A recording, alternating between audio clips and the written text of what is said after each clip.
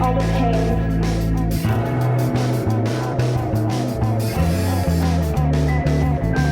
All the blood, all the pain.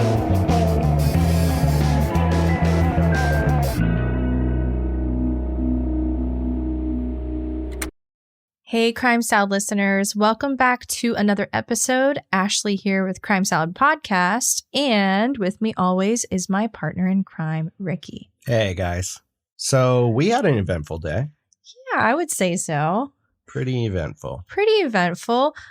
So around lunchtime, I let the dogs out. They ran outside to go to the bathroom. And they were all surrounding in this area, like rolling around in the grass. They found something amazing. Yeah. And I was thinking, oh, that's kind of weird. Like, I wonder what they're doing. And so I got my shoes on, kind of was a little suspicious as to what I would find. And it looks like they discovered a bunny nest in our backyard. They did. Yeah, it was crazy. And Ricky was napping, so I was a little obviously she broke into the room screaming. Yeah, Ricky, there's a bunny nest in our backyard and the dogs are rolling in it. And I jumped up out of the deepest sleep ever. Immediately, I'm like, let's get the dogs a bath. They're like, this is like perfume for a dog. This is like a good day. Oh, this smells really good, But what they were actually rolling in was a dead bunny that was like off to the side, covered in maggots. Ugh. Yeah, it was really gross. I think what happened was one of them got hit by a lawnmower yesterday. Right. Like the lawn guy came yesterday and then we found him this morning. Yeah. So it only makes sense. Which our grass was like 3 feet high. At least. At least 3 feet high. Pug was lost in it. She felt like she was in the jungle. Like waving through the leaves. So we, being that there are maggots and there are actually maggots in the nest, like underneath the bunny, like there's 2 live bunnies remaining in the nest. I didn't know if this is normal or if like we should do something about it. I didn't know, like, is the mama bunny coming back or like what was going on? I felt like I had to like do my part. So basically we had to, dig it out completely. We got all the maggots out. And, finally we had this clean little nest. We put the babies back in and covered it with grass and we thought we were done. Yeah. Like we went inside at this point. And the multiple Google searches, like, is the mom coming back? And we found out the mother bunny only comes around once a day. Well, yeah. Like what kind of mom checks on their babies for 5 minutes a day? 5 minutes a day. And it comes around like at night, maybe. I don't know. Nurses them and it just like pieces out. I don't know if she's out making other babies with some other. Honestly, she's data probably bunny got a couple more nests of babies. And we're out here mothering her babies. Yeah. So we finally get inside. We're all done. We're going to work on the intro of this episode, what we're doing now. And what does this start doing? It starts to thunderstorm, like downpouring. Like the most rain we've had in months. Yeah. And like I'm thinking here and I'm recording. I'm like, Ricky, the bunnies are out. And he's like, come on, we got to get this done. I'm like, let nature take its course. No. I feel guilty. I don't know if this mom's coming back. I know. At this point, all we can picture is like the 2 baby bunnies, like kind of like drowning. I know, like the worst case scenario. And I saw in Google, like a Google search, that they can drown. So I'm thinking, okay, like I have to do something. Right. So what do we do? Well, we ran out there with an umbrella and like this thing that we have. We have like it gated to protect them from the dogs. Oh, you're being modest. We built a damn fortress for these bunnies. Like a complete But there's tent. an opening in case the mom decides to come back.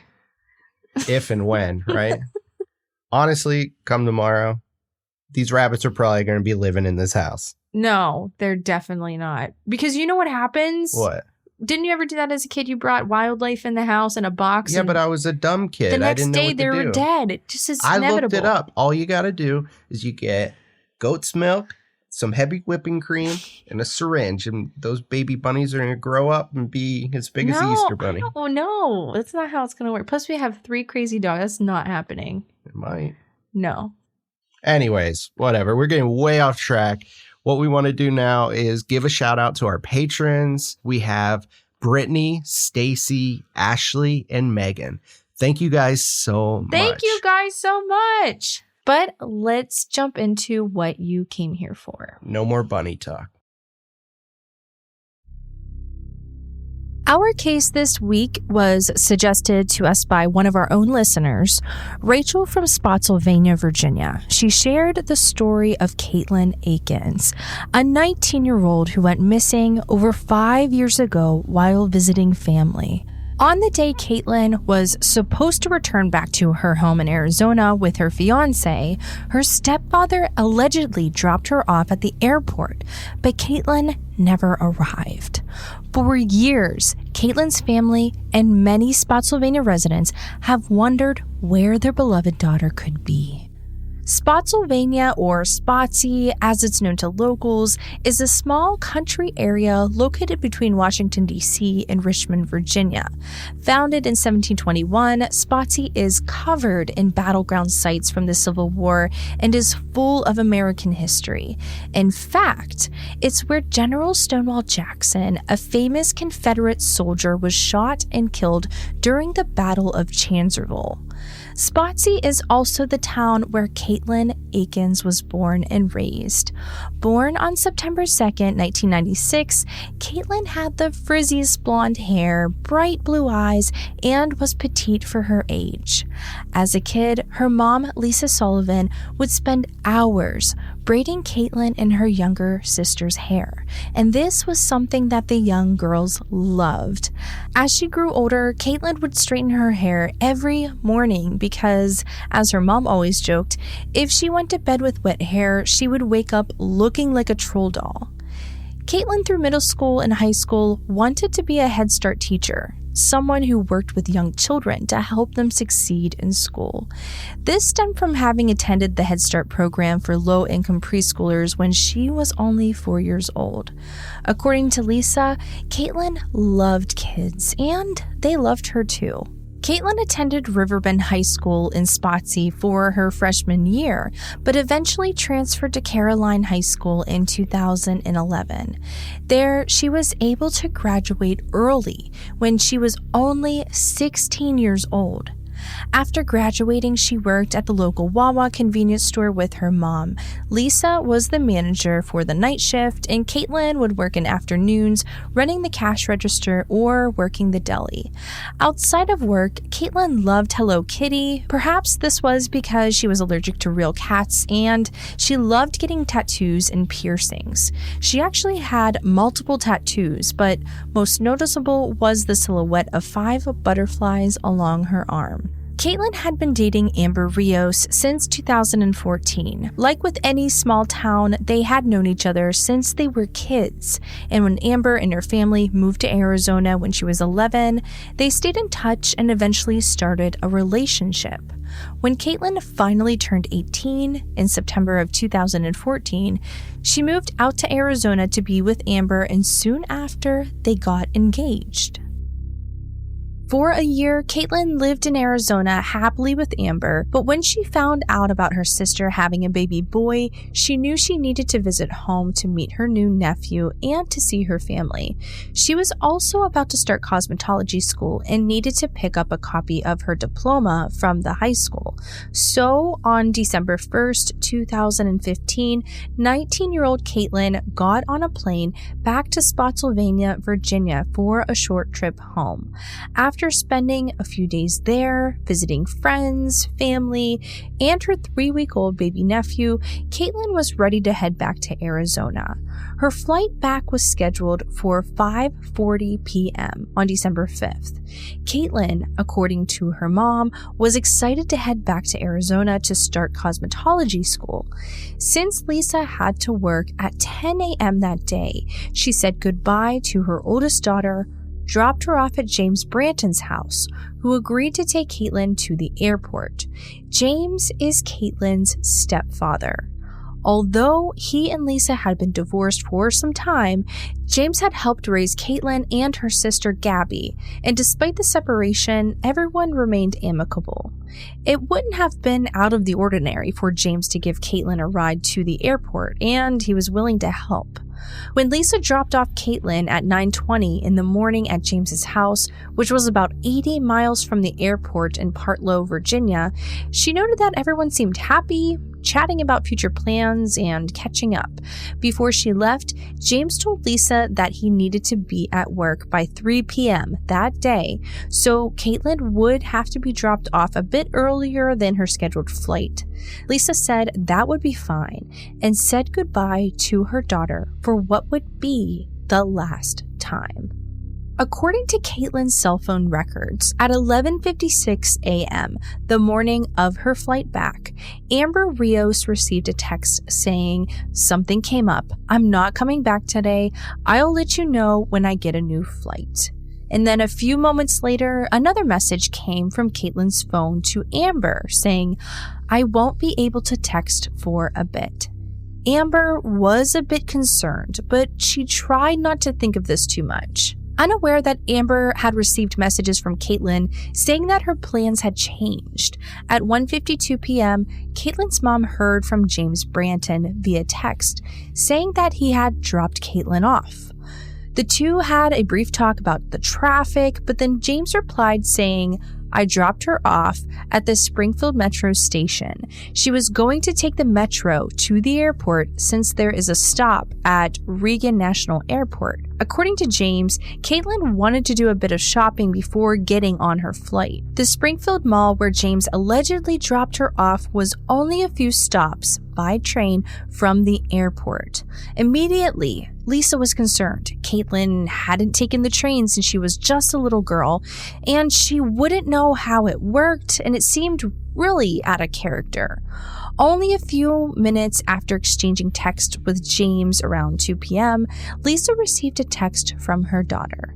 "I'm at the airport, battery dying, so won't be able to text for a bit." Lisa then asked Katelin to let her know when she had boarded, but got no reply. Concerned but hoping everything was okay since she had heard from Katelin, Lisa tried to carry on with her day, hoping that Katelin would reply soon. But after a few hours with no word, she received a text from Amber who shared the contradictory messages she had received from Katelin. As far as Lisa knew, Katelin had gotten to the airport, but as far as Amber knew, she didn't. Amber, who was going to be picking up Katelin at the other end of her flight, was worried about the lack of information and was hoping Lisa might know more. Lisa, who had assumed that Katelin was on her flight, was now beginning to panic. At 7:15 p.m. on December 5th, nearly 2 hours after Katelin's plane back to Arizona had departed, Lisa received 2 more texts from her daughter, or at least from her daughter's cell phone. Lisa had assumed that Katelin was in the middle of her flight and wasn't expecting to hear from her. The first text read, "I'm staying with a friend," and the second one, "I need some time alone." Lisa knew something was off. I mean, this just wasn't like her. Why were her sentences so short? What was going on?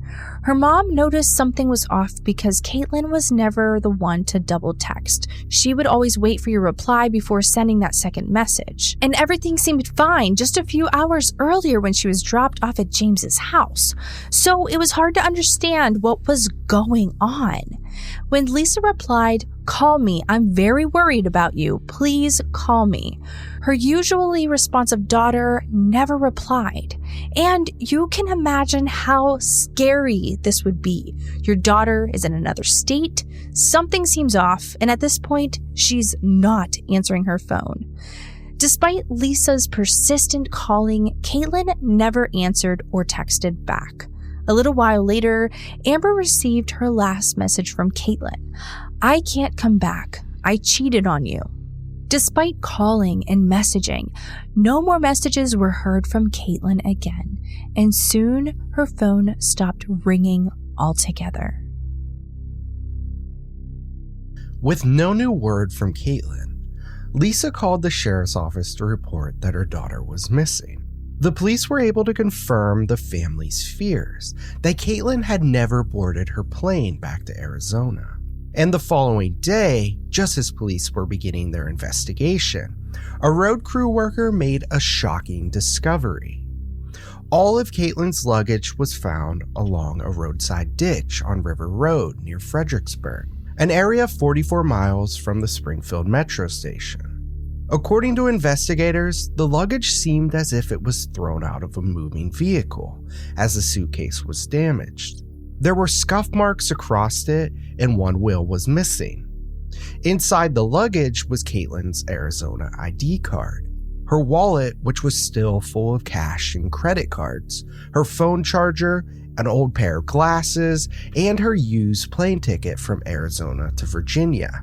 But oddly, none of Katelin's clothes were found. The contents of the suitcase hadn't been scattered around, so where were all of her clothes? Also missing was Katelin's high school diploma. According to her mom, her diploma was something Katelin was really proud of, and it was especially important to her that she brought it back with her to Arizona. Lisa remembered Katelin holding it as she arrived at her stepfather's. She and James had chatted about it and her upcoming plans. After finding Katelin's things, but not Katelin, Spotsy Sheriff Roger Harris knew that something was suspicious enough to warrant the police's full investigative efforts. With her wallet and cash still there, police knew they weren't just looking at a robbery gone wrong. There was some suggestion that Katelin had simply run away, but why wouldn't she bring any money with her? Her friends, family, and fiancé didn't think that this is something that she would ever do. Police were hoping that someone had seen the luggage get thrown from the car, considering that the area where it was found was a highly trafficked area. The kind of road you don't want to be stuck on during rush hour. Now working under the assumption that foul play was involved in the disappearance of Katelin Akens, police began to look into her cell phone records and camera footage of the areas she was supposedly at on the last day she was seen. Their initial investigation showed that Katelin's cell phone was never further north than Stafford, keeping her whereabouts in Fredericksburg and Spotsy, right in her hometown. They pulled video from the Springfield metro station, the airport, and other surrounding areas, but Katelin never showed up in any of the footage. For investigators, their primary suspect quickly became James Branton, the last person to have seen her alive, the man claiming that he dropped her off at the train station. Police reportedly cleared James as a suspect, saying that they were able to confirm his story, that he had indeed taken Katelin to the Springfield Mall area. He continued to say that she asked to do some shopping before her flight, and that she would take the train into the airport, not finding that request odd at all. By December 12th, a week after Katelin was last seen by her family, volunteers made up of family members, locals in the community, and the nonprofit organization Help Save the Next Girl handed out more than 3,000 flyers to people in Fredericksburg to help raise awareness about her disappearance and to encourage anyone who might have information about her whereabouts to come forward. But days turned into weeks. Police continued looking into phone records and any possible leads. Based on tracing the pings of Katelin's phone off of cell towers, they learned that when Katelin had allegedly messaged her mom that she was at the airport, her phone was nearly 30 miles away from there, in an area close to James's home. So if Katelin had sent this message, it was a clear lie. And when James had messaged Lisa that he had just dropped off Katelin, he was actually right near his home. The last messages sent from Katelin's phone at 7:15 p.m. on the 5th pinged off of a cell phone tower only 15 miles from where her luggage would later be found. Her cell phone was never more than a short drive from James's house. At first, James Branton was absolutely cooperative with police. But after a year had passed and the police finally announced that they knew Katelin's cell hadn't left the Spotsy, Fredericksburg area, they asked James to tighten up the timeline he was providing. As more time went by, James refused to take a polygraph test or provide investigators with access to his Wi-Fi or cell phone passwords. Police also learned that though James had told his ex-wife that he had to drop off Katelin early to get to work, he had actually called off that day. The official reason he gave as to why he didn't make it to work hasn't been released. In the years since Katelin has been gone, investigators have searched James's home, collected DNA samples, and confiscated personal items. While there's a lot of suspicion surrounding James, they haven't found anything to tie him directly to Katelin's disappearance. Lisa and her family believe that he knows much more than he's sharing, but police have publicly cleared him as a suspect. In talking to Katelin's friends to find possible info about what could have happened, one of her close friends came forward. Kevin Eastridge, her friend and former boyfriend, alleged that Katelin had told him that James had been abusive towards her when he was still married to her mom. Kevin wasn't exactly sure how abusive he was. Katelin had shared enough for him to know that he was verbally abusive, but he didn't know if this had ever turned physical or sexual. Kevin also shared that on the night before Katelin was going to head back to Arizona, she had met a friend and that friend's boyfriend. They had been drinking and the couple had forced themselves onto her. The three of them had sex, and then Katelin, in a message to Kevin, wrote, "I went to bed and cried." Though she had left in the morning feeling better and with no hard feelings towards her friends, Katelin confided that she felt incredibly guilty for cheating on Amber and was deeply unhappy with her life. While some might see this as a motive for her to run away and start a new life, Kevin disagrees. Kevin told the press that despite what happened, Katelin wasn't someone to just give up. She was always fighting. This makes us wonder who sent Katelin's last message to Amber. "I can't come back, I cheated on you." Some theorize that this was really from Katelin, a confession of what happened that night before she ran away from her life. Others theorize that Katelin had shared this information with James, and he used this information to explain away her absence. It seems likely that whoever took Katelin had some knowledge of her life. How else would they have known to text Amber and Lisa, and about what had happened on the night before she was to leave town? In the 5 years since Katelin was last seen, police have continued to follow leads and look for evidence, but nothing new has turned up. And there is no new evidence as to where Katelin might be. Lisa wonders every day if she'll ever find her daughter alive, somewhere living a new life, or if they'll only find her remains, buried and hidden away. The detectives in charge of her case have a far less optimistic outlook. Because Katelin was a 19-year-old girl, always on her phone with a close circle of friends that she talked to every day, it seems unlikely that she would just stop talking to everyone right away, and that not a single friend would have any clue on what happened. To the police, it seems unlikely that she is still alive. Lisa and much of Katelin's family continue to have a strong suspicion that James is involved in some way. In recent months, Lisa has put up a large billboard at a busy intersection right near her ex-husband's home. The sign is bright yellow, featuring Katelin's face, and provides a phone number for anyone with information to call. Lisa hopes that James will come forward from guilt and finally help her and her family find Katelin. In the meantime, she has continued to organize search parties to scour the area where her daughter's belongings were found and keeps up a Facebook page dedicated to finding Katelin. Thank you so much to our listener, Rachel, for bringing our attention to this mystery. We are in awe of Lisa Sullivan and her family's commitment to finding Katelin Akens, and hope that with continued awareness brought to this case, someone will come forward with information that can bring closure to this heart-wrenching situation. For more information about Katelin, head to facebook.com/helpfindkatelinakens.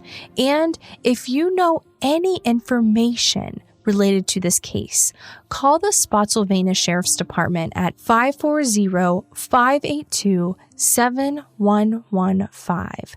Thank you all so much for listening, and we'll see you next week. Crime Salad is a Weird Salad production.